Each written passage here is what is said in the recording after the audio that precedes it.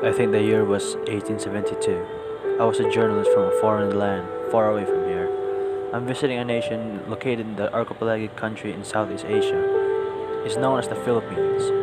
When I arrived there, the locals immediately stared at me with curiosity, but at my surprise, they were really hospitable towards me. And when walking further away from port, I noticed that there were men who were forced to labor. Some of them were still young, probably at the age of 16 or 18, I wager. And some are old. These poor lads are probably at the 57 or 60s. And and it was then that I had to ask some questions to one of those men. And to my luck, I actually got to interview some of them. Excuse me. You're one of those slaves, right? Sorry for saying that, but I'm a journalist, so I wanna interview you. I wanna ask you some questions about, the whole slavery thing. So, my question for you is, what are the effects of the Polo White Servicio what are the effects of the Polo White Servicio to the Indios during its establishment? I am an Indio living freely and peacefully in the Philippines. But then, something unexpected came and changed our lives. And what happened? What happened is that we became slave and miserable in our own country. Although I wanted to find a way to escape in this situation, the Spanish did something. And what did they do? The three innocent servants of God were killed, and their right to live was taken away. After this incident, I realized, and a lot of questions came to my mind. Are we going to be like this? Is there really nothing we can do to get the freedom we want? Sometimes, it's a tiring to fight, especially if you know that you will not win. But I just can't really ignore these happenings. It hurts so much to see my fellow Indians suffer.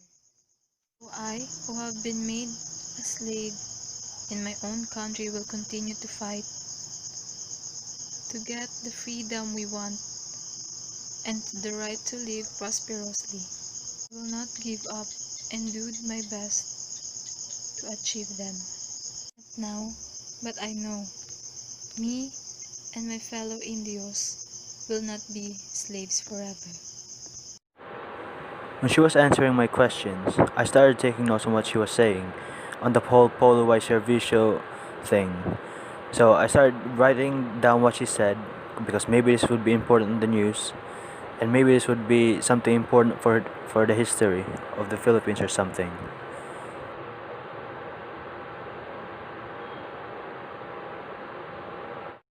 After interviewing that person, I took a stroll around town, and I realized something. Maybe I should interview more people. Maybe they could provide me with some more information. And so I did that. And Excuse me.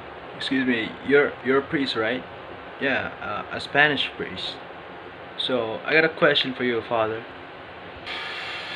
So, here's my question. What are the attitude of the Spanish friars towards the Filipino?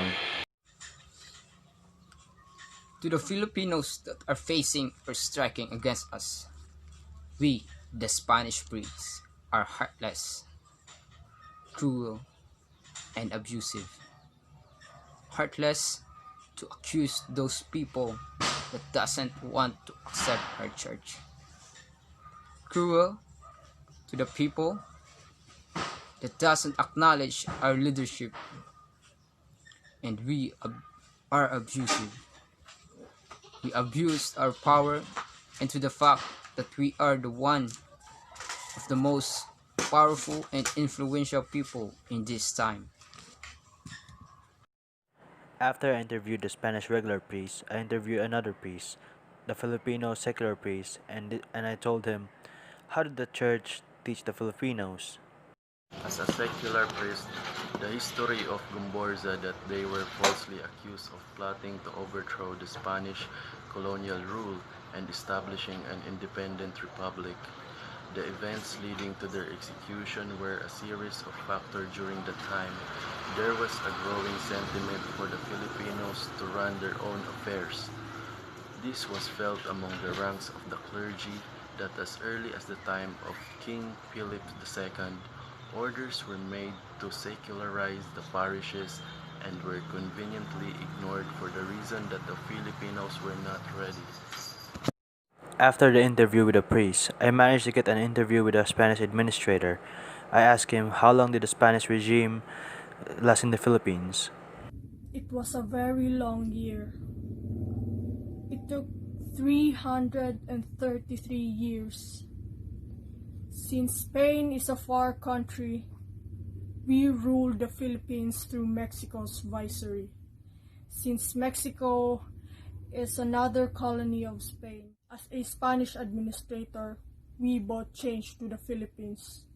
Since our aim is to spread Christianity, economic wealth, and impressive politics. We even have a political structure to maintain peace and order, collection of tax, and even build schools and other public works. We execute Filipinos who are against Spanish rules. We even punish Filipinos since it's a threat for us, just like what Gufborza did. We report, we investigate if someone is against Spanish government. It was tough and it was very hard for us since many Filipinos are fighting for their independence. Many Filipinos are fighting for the right to be free, to be a free country. So after interviewing all of those people, and as a non-Spanish foreign journalist that just came here in the Philippines, what can I say or feel about them? Well, they're in a sad state. I can tell you that. That's a fact. I mean, the Indios and how some priests are tolerating some people, the discrimination, and those are just a tipping point of that. So maybe I'll make some news about this, so others can know about it. And well, maybe someday in the future, someone in the Philippines, or some people in the Philippines might go into a revolution to destroy the whole Spanish conquering era or whatsoever. So after that, I'm just gonna write the interview in on a newspaper. So the interviews I made, I'm definitely making an article about that. And maybe who knows, maybe in the future something interesting happens in the Philippines. And if that happens, well, I might come back there.